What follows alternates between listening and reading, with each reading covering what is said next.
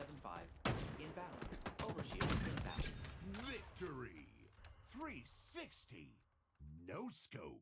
This may or may not be my second time recording this, because I didn't like how the first one turned out, but what's going on, you little oddballs? It's your boy, Coreboy, back at it again today with a new video, and of course, as per usual, we are over on Halo Infinite.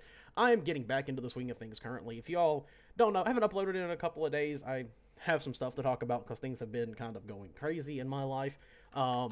So, there's some good, there's some bad, it's a lot of everything, and fuck it, I'm pretty transparent on this channel, I may as well be transparent with you all. So if you guys don't know, last weekend I actually took a trip to go buy a car. Yep, did that. It was super easy, super fun, got all that sorted. If y'all don't know, I haven't had a car in like 2 years because I don't go many places.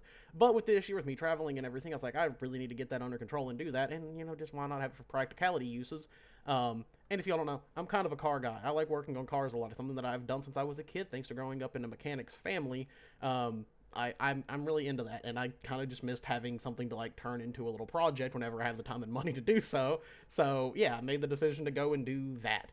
And then second of all, on Monday, like later on Monday night, I ended up getting hit with the news that I have to find a new place to move, and I have till April 1st to be out of where I am currently living. So yeah, within the next month or so, you all are going to see this entire setup change, me in a new place.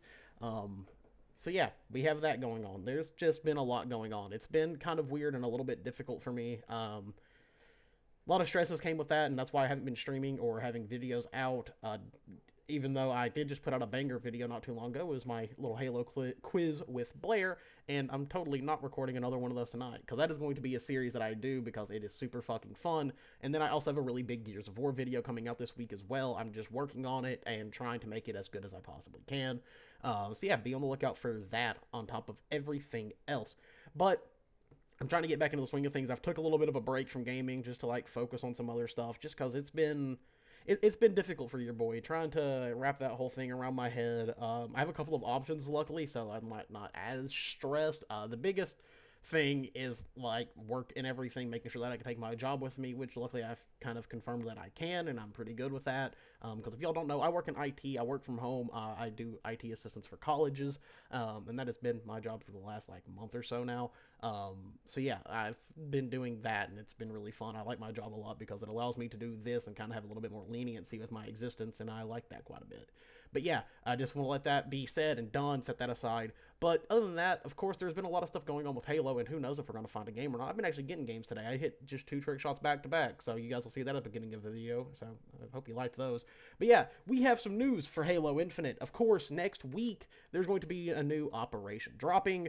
They put out a little teaser for it, and there's some stuff to talk about in that teaser, because it's things that people caught on to. On the little like battle map thing that you see in the teaser, you start seeing these little, not really little, kind of big green projectiles going by, and there's been talks and hints that the field rod cannon is going to be making a comeback within Halo Infinite at some point, and with them adding, for example, the MA5K pretty recently, it seems like people are saying, oh, that's the field rod cannon. And all I'm saying is if the field rod cannon gets added back, I'm going to be happy as hell. I love using the field rod cannon. I think it's going to be a great fun weapon for like BTB and stuff. But also it's just going to be fun in like casual play. It's not going to be in pro play by any means, but it'll be really fun for just casuals. The field rod cannon's always been a fun thing. The only thing I have with it, and I swear to God, if it's not in, and I'm kind of going to be a little bit upset, is the ricochet effect that the field rod cannon had. If you all don't know, back in Halo 2 and 3 and all the games that have had that weapon, the fuel rod cannon can, like, bounce. The shot does. If you, like, bounce it off of a corner, it'll actually do that. If it's not been in the air long enough to actually explode, it'll, like, do a little bounce thing. And it's always been really fun to, like, hit shots with it. So who knows, I might go for trick shots with a fucking fuel rod cannon, because it just might be fun. But other than that, I don't know exactly what else we're getting. I know it's all ODST themed, which I've seen people complaining about the fucking helmet that is going to be getting added. I'm just going to go ahead and say this. That helmet already exists within Halo. If you go play Halo 3 MCC, you would know that there is a helmet called the ODST. I think it's Heavy or Demolitions that looks exactly like that, and it's clearly based off of that helmet because they didn't really make a bunch of different ODST variants for the original games, and I feel like they're trying to do that to kind of like be like, yeah, like they can do things to these helmets. They can be changed. You know, people can enter work around them. I also got into a Twitter argument with a guy who said the Halo Infinite ODST helmet does not match the rest of the other Halo ODST helmets, mostly because in Halo Reach, the fucking ODST helmet had a flashlight attached to it. Now, I'm going to go ahead and show you all a little bit of a fun fact. If you've ever interacted with anything in life, you would know most of the time, like on a weapon or something like that, usually a flashlight is detachable. And that actually is the exact case here with this. So if I go over and find the ODST helmet, which is right here, that exact attachment is literally right here. It's the exact same thing. He doesn't know how the design was different for the ODST helmet. It's not. It's literally the exact same. This has been the exact ODST design we have seen since Halo 2. It's the fucking same. There is no differences here. So I don't know what we're trying to argue about now in the Halo community. For some reason, that's a thing. Like, what are we doing, man? Like, it's right there. It's an attachment. It's literally because it's a detachable flashlight.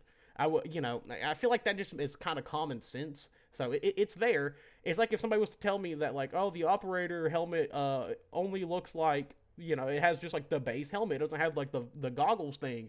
It's an attachment. Yet again, there's things that you can attach to helmets. It's a crazy fucking idea. I know. But for some reason, us in the Halo community, we like to argue over just about anything for some reason, Rather it's, the Sprint kill Halo, Halo Reach. Is Reach an actual good game? Not really. It's kind of meh. Is Halo 2 the best Halo?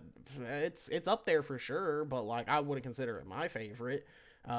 We just have to argue about something. I feel like that's the one thing about the Halo community that I've learned in the last couple of years that has become the most annoying thing ever, is that we can't simply enjoy things. There has to be an argument, and that actually doesn't go with just the Halo community. That goes with the entire gaming community. To be completely honest, there is no enjoyment allowed. If everybody is not 100% agreeing on the exact same thing, there must be a fight, and I don't necessarily understand it. It's very weird.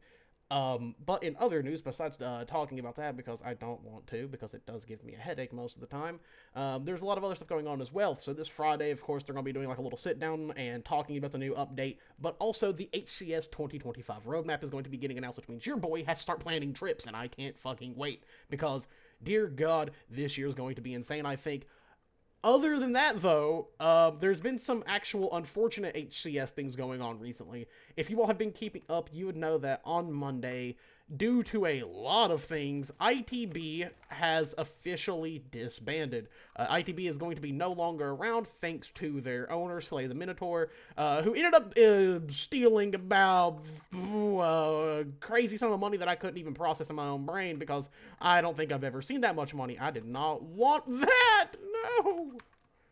I didn't want a fucking shot grenade. But yeah, it was somewhere around, the hundreds of thousands of dollars line, and he got called out on it, and the team disbanded due to it because, well, I don't know. Hopefully they get that money back. Like, to be completely honest, that is something that I think has plagued esports, is a lot of really shitty owners doing really shitty things, and it's really, I think, very much drastically affected how, like, teams are treated or how esports is viewed. Is like, oh, is this actually just like not a professional thing because people can just do that? What the hell? How was that? Whoa, now, what the fuck? How was that not a hit? Woo!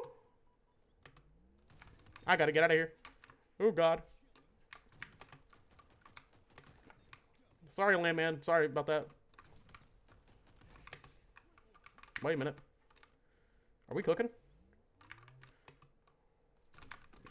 No! I wouldn't even care if it was the multi, man. Just, I don't even care. Just fucking kill me. I missed the shot. I'm sad. But yeah, ITB is officially over. Unfortunately, it sucks for the entire team. Like, genuinely, ITB is a team that I was looking out for this year, that I was like, oh, I have to root for this team. Mostly because I'm a big fan of Woodham, because he is one of the only pro Halo MK players. And dude is absolutely cracked out of his mind. I mean, literally just over last weekend, they took an insane win at a European Halo LAN. They were sweeping the fucking competition at that, and it was kind of insane. Okay, bye-bye. Well, you're dead. Boop, bye-bye. You're dead as well, dummy. What in the hell's going on here? That was terrifying. I didn't like any of that.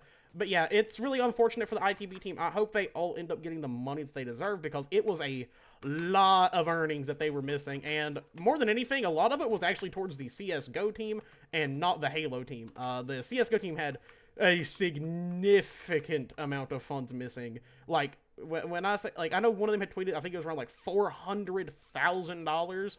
And that is actually just baffling that, like, that went on for that long.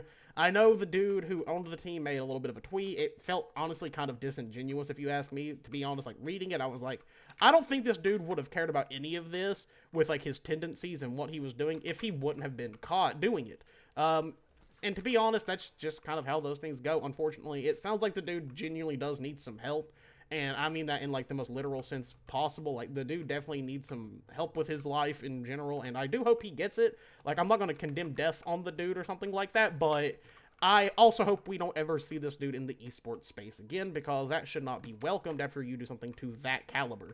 These players come into these teams, you know, with the hopes of creating a career and a name for themselves. This is something that, like, I don't think a lot of people understand about esports, that people, like, legit put their livelihoods on the line for this. Like, they could go get a normal job, but instead they see their talent in a game and go, okay, well, this is what I want to do now. And when things like this happens, it doesn't just hurt the actual org or the fans of said org. It hurts the players significantly more, because they aren't getting their respective payouts for the things that they are able to accomplish and the opportunities they are able to give a team, especially with winning a bunch like ITB has done. That's the most unfortunate thing about it all. Like, it just genuinely hurts everybody in the mix, but it hurts the players the most, because they are putting everything on for that team. To be fair, I'm gonna say it how it is. Like, sure, it's great to have a leader for these things because it gives them direction, but more than anything, the teams that we love and support would not be the teams that they are without the players that are behind them. For example, like, without people like Formal and Scump and Crim6 and, you know, Shotzi, all those, Optic wouldn't be what Optic is without those players, because those are the people that are the face of Optic. While Hex is a leader, and he is kind of a face of Optic, I do genuinely believe that the players are what create the massive amount of love that these teams get. I mean, look at a team like, for example, I always like to use them as an example because I feel like they are a team that truly goes out of their way to do the most, is Space Station. There's a reason that people love Space Station. It's because of how they put on for their teams. I'll be honest, you don't see a lot of these bigger teams showing their Halo teams the love that teams like Space Station and even Optic do. Like, it's crazy to me, because those teams put on so hard for their players, and they're like, yeah, sure, this may not be the biggest game ever, but we have people that are representing us in this esport. We have to show them love. And I think that's why those teams are, like, the two most loved when it comes to esports, of really any caliber. Like, those teams are always the most loved in any esports that they are in. I mean, to be fair, even with as big as FaZe is, when it comes to esports in general, like, there's no team that you see chanting for more than Optic. Like, that is just the simple truth. Like, Optic is just the team when it comes to esports. You think of esports, you probably are thinking of Optic, or you're thinking of Space Station. It's either one of those two. Like, it's just how it is, man. And I feel like there's a lot of teams that could take a lot out of their textbooks when it comes to how they are ran and how they show support for their players, because, listen, there's a lot that is missed in esports, and it really does suck. And I feel like it has changed a lot since the MLG days, before a lot of these big events and stuff, or, you know, the big names have got kind of corporatized. Like, there's been a shift, and you know, that's one thing I do miss about the MLG days. Like, it felt like things were a lot more geared towards the players. It's very odd. But either way, unfortunately, ITB has come to a close, and it sucks. It sucks for everyone involved, like I said. It's just an unfortunate thing to see happen to a team that has a lot of potential, and hopefully they get put onto an org that will actually represent them properly, and, of course, give them their damn money, because they deserve that. But other than that, though, guys, I just want to talk about that a little bit. Be excited for the new operation. Be excited for HCS this year. Of course, we have a lot of stuff in the works here for Core Boy as well. Other than that, I love you all, and I will see you later.